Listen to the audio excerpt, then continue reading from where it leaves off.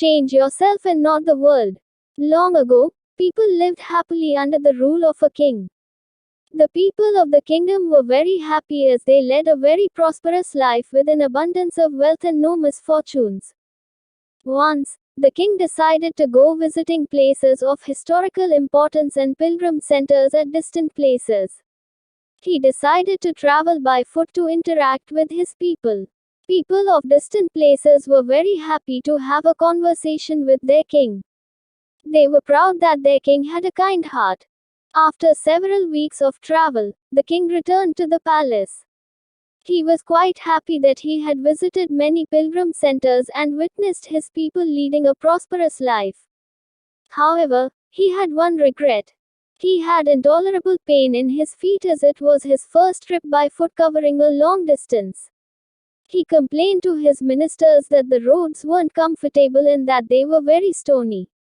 He could not tolerate the pain. He said that he was very much worried about the people who had to walk along those roads as it would be painful for them too. Considering all this, he ordered his servants to cover the roads in the whole country with leather so that the people of his kingdom can walk comfortably. The king's ministers were stunned to hear his order as it would mean that thousands of cows would have to be slaughtered in order to get sufficient quantity of leather. And it would cost a huge amount of money also. Finally, a wise man from the ministry came to the king and said that he had another idea. The king asked what the alternative was. The minister said, instead of covering the roads with leather, why don't you just have a piece of leather cut in appropriate shape to cover your feet? The king was very much surprised by his suggestion and applauded the wisdom of the minister.